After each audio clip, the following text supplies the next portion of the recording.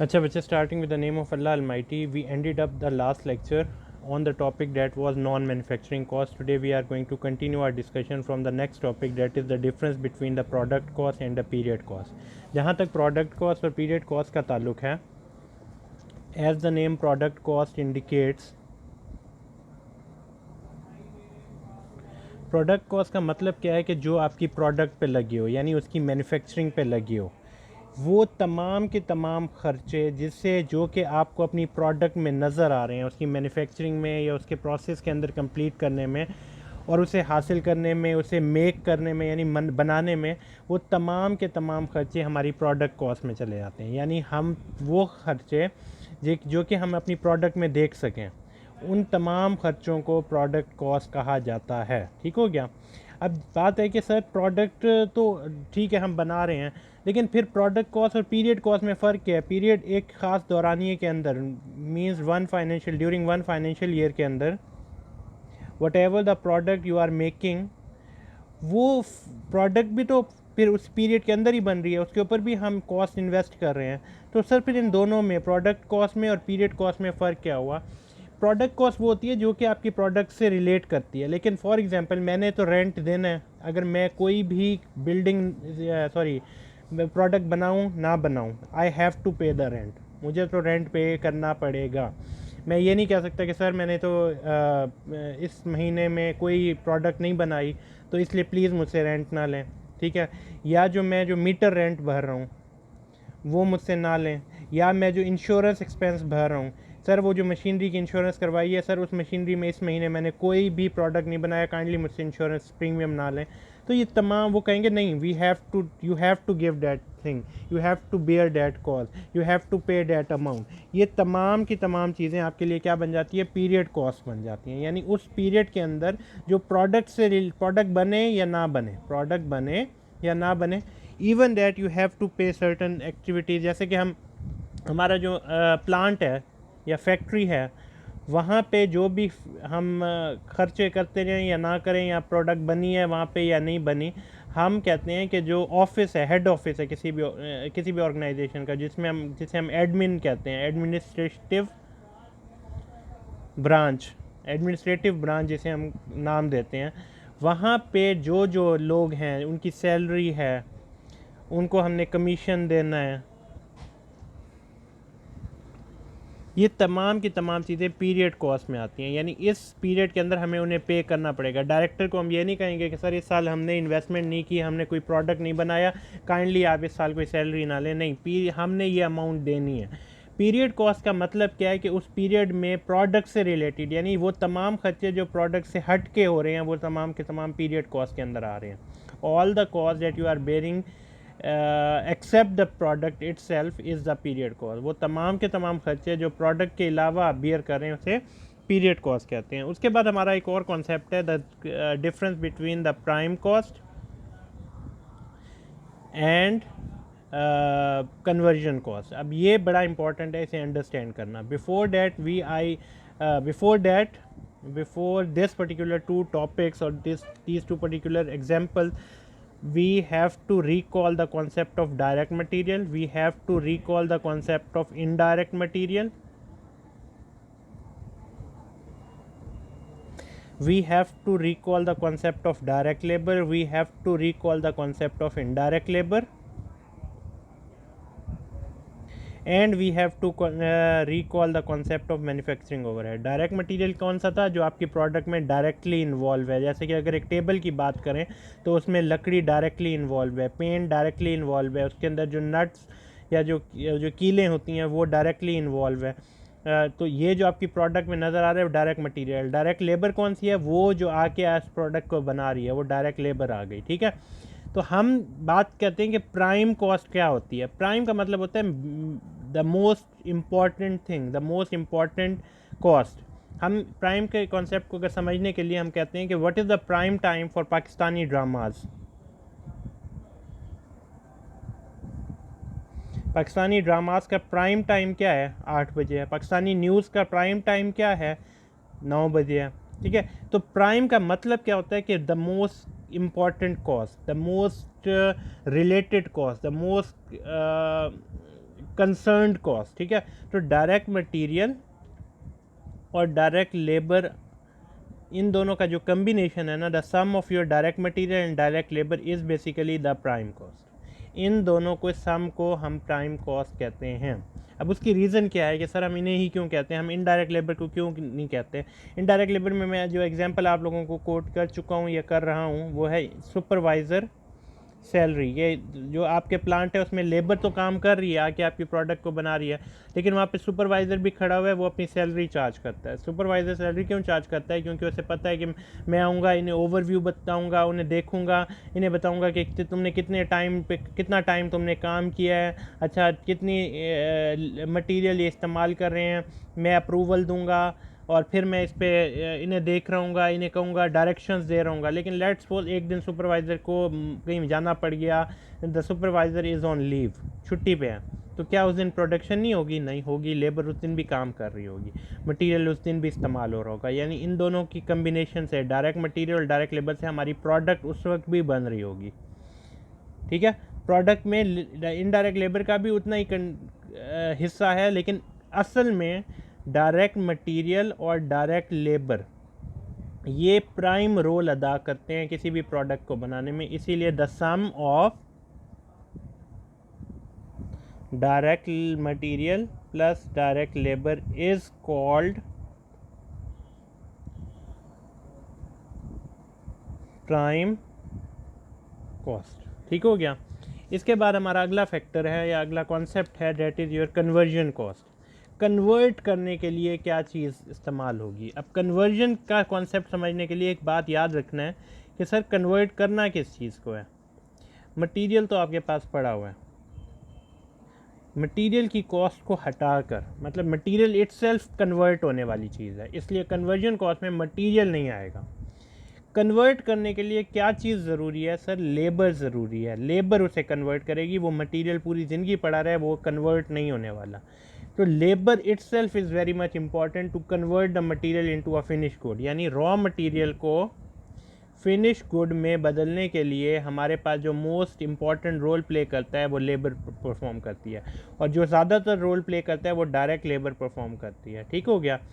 Plus factory overhead, factory के जो खर्चे होते हैं ना, they are performing the prime role, they are performing the major role in the manufacturing activity. किसी भी चीज़ को मैन्युफैक्चर करने के लिए जो फैक्ट्री के जो लेबर्स का रोल होता है ना, यानी फैक्ट्री ओवरहेड और जो डायरेक्ट लेबर का कॉस्ट होता है, इन दोनों का जो कॉन्सेप्ट है यही से हम कहते हैं कन्वर्जन कॉस्ट। यानी ये कन्वर्ट करके देते हैं हमारे रॉ मटेरियल को फिनिश गुड के अंदर। ठीक हो गया।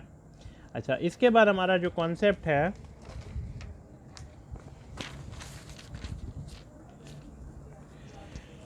that is basically the next topic, जिसमें हमारी क्लासिफिकेशन ऑफ कॉस्ट आ रही होती है। अब हमेशा याद रखिएगा कि हमने जब प्रोडक्ट की बात करनी है या अपनी मैन्युफैक्चरिंग एक्टिविटी की बात करनी है, तो हमने प्रोडक्ट को या जो मटेरियल को 3 कॉस्ट में डिवाइड कर देना है। पहला है रॉ फॉर्म, फिर processing form, and then you have finished form.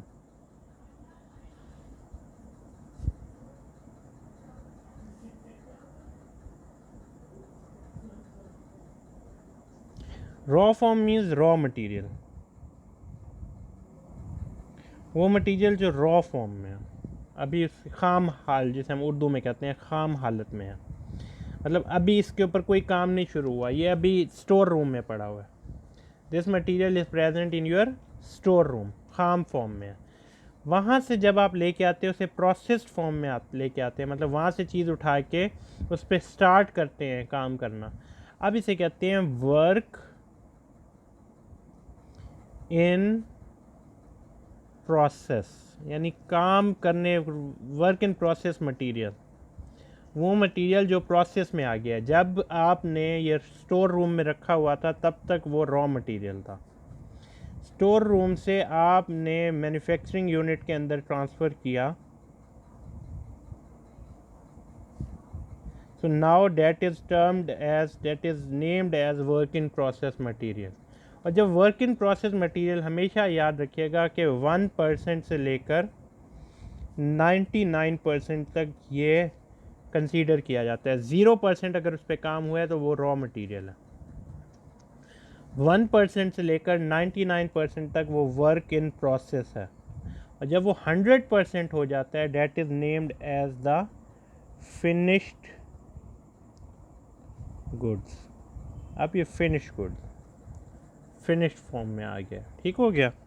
अच्छा, अब आपने एक बात याद रखनी है कि हमने जो इस पूरे चैप्टर के अंदर या अपनी पूरी बुक के अंदर हमने जो मेजर कॉन्सेप्ट्स पढ़ने हैं वो इसी से रिलेट करते हैं। हम जब अपने बैलेंस शीट की बात करते हैं तो हमारे पास जहन में ये होना चाहिए कि हमारे पास बैलेंस शीट 4 चीज़ों पर डिपेंड करती है। जब भी हम मैन्युफैक्चरिंग कंपनी की बैलेंस शीट की बात करेंगे, whenever you will discuss about the balance sheet of manufacturing company, वहाँ पे हमारी जो बैलेंस शीट है ना वो ये है कि बिगनिंग में कितना मटेरियल पड़ा था शुरू में। अब यहाँ पे कॉन्सेप्ट आता है कि सर बिगनिंग था ही नहीं, बिगनिंग था ही नहीं। कैसे नहीं था बिगनिंग? सर हमने ये बिज़नेस स्टार्ट किया था 2010 में। 2010 में कोई बिगनिंग मतलब 2009 था ही नहीं। जब स्टार्ट ही 2010 में हुआ तो बिगनिंग तो है ही नहीं, तो ठीक है, इसे माना जा सकता है।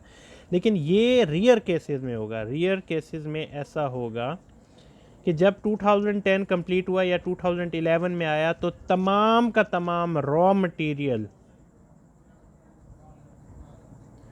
ऑन 21 दिसंबर वो यूज्ड हो चुका था। ये बहुत रियर केसेस में होगा। हो सकता है, मैं आई एम नॉट सेइंग कि this is not possible, but it will happen in the rear case कि सर कोई भी बिगनिंग नहीं है, मतलब 2011 के अंदर 2010 का कोई एंडिंग आया ही नहीं। तो बिगनिंग मटेरियल में जब आप ऐड करते हैं परचेजेस क्या मतलब, किस चीज़ का? Purchase of raw material. पहले बिगनिंग पड़ा हुआ था, for example 100 units of beginning material पड़े थे, 90 आपने परचेज़ किए, 90 आपने नए परचेज़ किए। अब टोटल कितने हो गए? 100 यूनिट्स हो गए। That will always be equal to ending material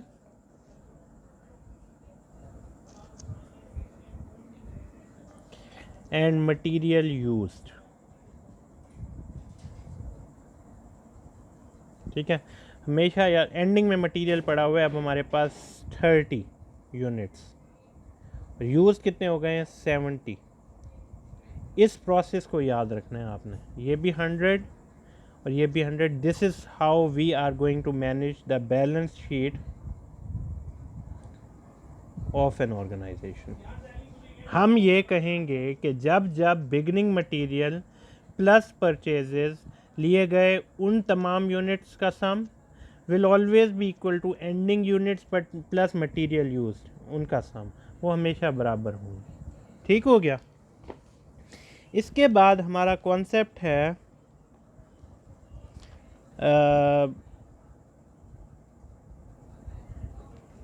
अगर हम इससे बात करें कि सर ये तो आपने मटेरियल की बात की है। अगर यूज़ की बात करें, मतलब हमने इस्तेमाल कर लिया, तब हमें कैसे पता चलेगा कि हमने कितना इस मटेरियल इस्तेमाल किया? या यूनिट्स की फॉर्म बात करें, इन्वेंट्री की बात करें, हमेशा याद रखिएगा कि कुछ ना कुछ इन्वेंट्री मतलब चीज़ आपके पास बिगनिंग में होगी, कुछ इन्वेंट्री आप परचेज करेंगे, वो हमेशा बराबर होगी एंडिंग इन्वेंट्री के और inventory sold, cost of goods sold. अब ये बात इंपॉर्टेंट है समझने के लिए। बिगनिंग में इन्वेंट्री थी, इन्वेंट्री की एग्जांपल मैं देता हूँ कि LCDs थी, आपके पास 10 LCDs थी, लेकिन दुकान पूरे महीने के लिए चलानी थी। आप कहते नहीं सर 10 LCD से मेरी दुकान नहीं चल सकती, मुझे अभी 90 LEDs और चाहिए, LCDs और चाहिए। तो आपने 9 LCDs इस्तेमाल और ख़रीदी हैं, तो आपके पास टोटल दुकान में कितनी LCDs हो गई? 100 LCDs हो गई। एंडिंग में कितनी पड़ी हुई हैं सर? अभी मेरे पास 50 LCDs पड़ी हुई हैं, तो कितनी सेल हो गई हैं सर? 50 फिर यानी सेल हो गई हैं। तो मेरा ये वाली चीज़ 100 और ये वाले 100 आपस में क्या हो गया? इक्वल आ गया। So this is how we are going to use the concept of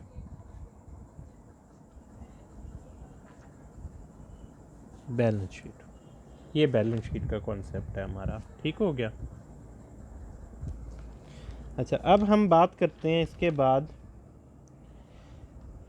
schedule of your cost of goods sold. अब ये जो स्केजुअल है ना, ये बहुत इंपॉर्टेंट है। मतलब आप कह सकते हैं कि टोटल जो आपका चैप्टर है ना, इस स्केजुअल के ऊपर डिपेंड करते हैं। हम इससे डिस्कस करते हैं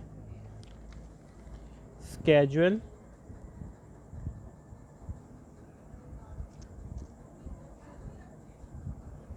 of cost of goods manufactured. जब हम स्केजुअल की बात करेंगे, हमने हमेशा याद रखना है कि जितने की आपकी चीज़ बनी है ना, आपने वो जहन में रखनी है। मतलब आपके पास जितने की चीज़ बनी है ना, वो आपकी मैन्युफैक्चरिंग से रिलेट करेगी। अब मैं यहाँ पे अगर बात करूँ, इसका आगाज़ कहाँ से होता है? इसका बिगनिंग मटेरियल से होता है। हमेशा बिगनिंग रॉ मटेरियल होता है।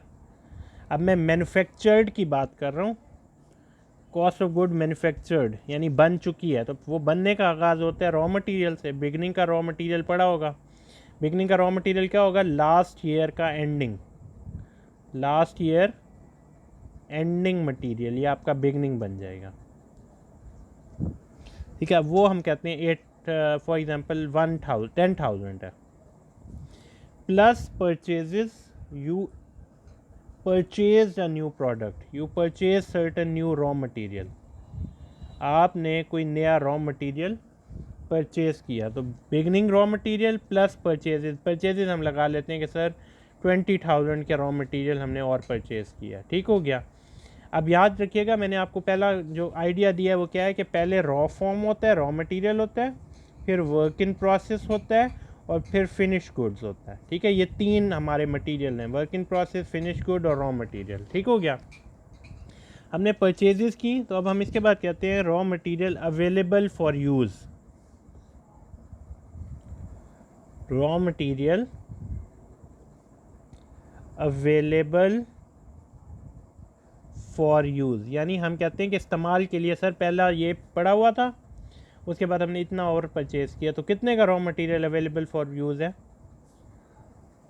30,000 का। ठीक है, जब हमारे पास हमने कहा कि सर इतना यूजेबल है, अब मैन्युफैक्चर की बात किया कि इस टोटल यूज अवेलेबल में से कितना आप इस्तेमाल कर चुके हैं। अब इसका आइडिया कैसे लेना है कि सर मैंने ये raw material available for use था, कितना इस्तेमाल हो चुका है? सर मुझे आइडिया नहीं है कि मैंने कितना इस्तेमाल किया, तो चेक कर लो आपका एंडिंग रॉ मटेरियल इस वक्त कितना पड़ा है।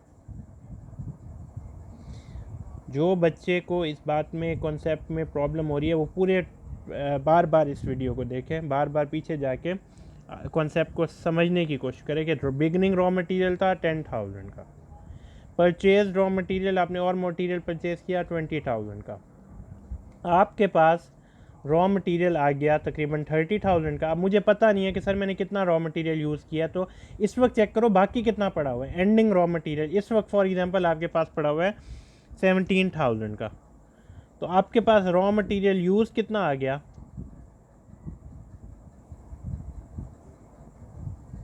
यूज़ कितना आ गया? 13,000 का मटेरियल यूज़। इसे डायरेक्ट मटेरियल भी कहते हैं। अब हमने यहाँ पे अपना पहला फेज़ कंप्लीट कर लिया, रॉ मटेरियल का फेज़। कि सर शुरू में मेरे पास कुछ मटेरियल पड़ा हुआ था, कुछ मैंने परचेज़ किया, total available for sale this one था।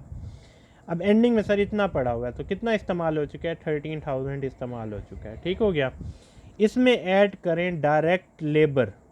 अब डायरेक्ट लेबर का काम क्या है कि वो लेबर जिसने आपके लिए उस मटेरियल को बनाने के लिए पैसे लिए, मतलब 5 लोग थे फॉर एग्जांपल, 5 मज़दूर थे, हर मज़दूर को आपने 500 रुपये पे किया, तो आपने टोटल कितना है? 2500 पे किया। तो वो 2500 आपका क्या हो गया, डायरेक्ट लेबर आ गई। टोटल डायरेक्ट मटेरियल में डायरेक्ट लेबर ऐड आपने करेंगे तो आपके पास जो ये इसका सम आएगा, अभी हमने बात करके आए हैं कि डायरेक्ट मटेरियल और direct labour, when ever you will add these two thing, material और लेबर को ऐड करेंगे, वो आपके पास क्या बन जाएगी, प्राइम कॉस्ट बन जाएगी। कितने की बन गई, 15,500 की प्राइम कॉस्ट ऐड हो गई। ठीक है, उसके बाद हमने और क्या चीज़ करनी है, फैक्ट्री ओवरहेड, फैक्ट्री या मैन्युफैक्चरिंग।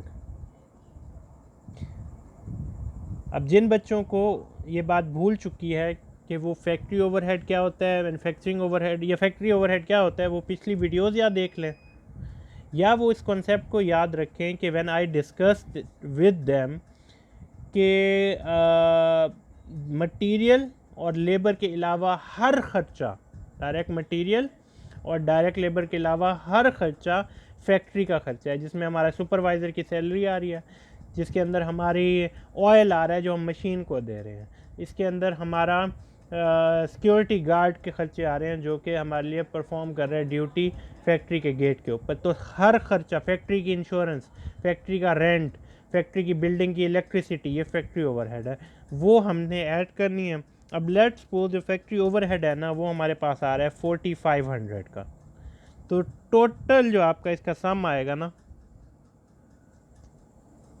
उसे कहेंगे total manufacturing cost. Total manufacturing cost कितने की आ गई, 20,000 की। अब देखा जाएगा सर ये जमा करने वाले प्रोसेस को अगर आप ख़त्म कर दें तो टोटल मैन्युफैक्चरिंग में क्या आता है, डायरेक्ट मटेरियल, डायरेक्ट लेबर और फैक्ट्री ओवरहेड। यही बात हमने पहले भी डिस्कस की है कि direct material, direct labour and factory overhead का जो सम है वो आपके पास टोटल मैन्युफैक्चरिंग कॉस्ट होती है। अब हमने कहाँ पे प्रोसेस, ये हमने रॉ मटेरियल की मैन्युफैक्चरिंग का प्रोसेस कंप्लीट कर लिया। अब है कि सर वर्क इन प्रोसेस में कितनी पड़ी है वो आप बताएं, यानी ये क्या है, ये मैन्युफैक्चरिंग की कॉस्ट इतनी आ गई है आपके पास, इतनी मैन्युफैक्चरिंग के अंदर एक्टिविटी इस मरतबा आपने कर ली है मटेरियल की बेसिस पे। सर कुछ जब पिछला साल कंप्लीट हुआ था ना, उस वक्त कुछ मटेरियल 30% वर्क इन प्रोसेस में था, वो beginning material, beginning work in process material जो आपके पास पड़ा हुआ है वो आपके पास कितने का है, वो हम आइडिया ले लेते हैं। हम कहते हैं कि सर 10,000 का पहले से मटेरियल वर्किंग में था, यानी ये तो था ना इस मरतबा मैन्युफैक्चरिंग में आया 20 का, बिगनिंग वर्किंग प्रोसेस मटेरियल 10,000 का था। तो सम अप करें इन दोनों चीज़ों को, आपके पास जो आ गया ना टोटल कॉस्ट ऑफ मैन्युफैक्चरिंग आ गया। You will have the total cost of manufacturing, वो 30,000 मैन्युफैक्चरिंग, RING फॉर्म मैंने इस्तेमाल किया रहा है, मतलब ये बच्चों वाली बात बता रहा हूँ आप लोगों को कि टोटल कॉस्ट ऑफ मैन्युफैक्चरिंग यानी प्रोसेस में है, इस्तेमाल हो रहा है। ठीक हो गया। इसके बाद आपने एक बात जहन में रखनी है कि इसमें से माइनस कर दें ending work in process material, यानी एंड में कितनी work in process material and में बाकी अभी भी रह गई है, मतलब पूरे एक्टिविटी होने के बाद एंड में कितनी पड़ी हुई है सर, वो लेट्स सपोज 5,000 की पड़ी हुई है। अगर आपने कहा कि सर मैंने इतनी मैन्युफैक्चरिंग स्टार्ट की, पहले से बिगनिंग में इतनी पड़ी हुई थी, टोटल मेरी मैन्युफैक्चरिंग 30 की थी और अब बाकी 5,000 की अभी भी वर्क इन प्रोसेस में है, तो मैन्युफैक्चर्ड कितनी हो गई है जो कि हमने निकालना है। ये जो मैन्युफैक्चर्ड हम निकाल रहे हैं तो मैन्युफैक्चर्ड हो गई है 25,000 की, 25,000 की इन्वेंट्री हम मैन्युफैक्चर्ड कर चुके हैं। We have completed the whole phenomena. अब यहाँ पे इसे दोबारा रिपीट करते हैं। तो cost CGS cost of good sold schedule इसके बाद आता है, schedule of cost of good manufactured schedule के बाद cost of good sold schedule आता है, उसके ऊपर अभी हम बात करते हैं। दोबारा ज़रा रिपीट कर लेते हैं। बिगनिंग रॉ मटेरियल हमारे पास था, रॉ फॉर्म में पड़ा हुआ था 10,000 का, और कुछ परचेज हमने किया नया मटेरियल, तो टोटल मटेरियल अवेलेबल कितना था 30 का। उसमें से बाकी कितना मटेरियल पड़ा हुआ है सर 17 का पड़ा है, यानी जो मटेरियल इस्तेमाल कर लिया है वो 13 का इस्तेमाल हो चुका है, रॉ मटेरियल यूज। अब इस मटेरियल को हम नाम देते हैं डायरेक्ट मटेरियल का। इसके बाद इसमें दो चीज़ें ऐड करनी है, लेबर ऐड करनी है और फैक्ट्री ओवरहेड ऐड करनी है। मटेरियल और लेबर ऐड करने की जो कॉस्ट है, लेबर हमने ऐड किया 2500 की और फैक्ट्री ओवरहेड हमने क्या ऐड किया 4500 का, तो सम बन गया 20,000 का। अब ये टोटल मैन्युफैक्चरिंग यानी जो हो रहा है प्रोसेस में वो 20,000 इस मरतबा स्टार्ट किया, और पहले से वर्किंग प्रोसेस का कुछ मटेरियल पड़ा था 10,000 का हो रहा था। तो टोटल मैन्युफैक्चरिंग कितनी हो रही है थी 30 की, और अभी बाकी कितने की मैन्युफैक्चरिंग रहती है 5,000 की बाकी रहती है, तो मैन्युफैक्चर्ड मुकम्मल कितने का हो गया 25,000 का। इंशाल्लाह we will continue this topic to cost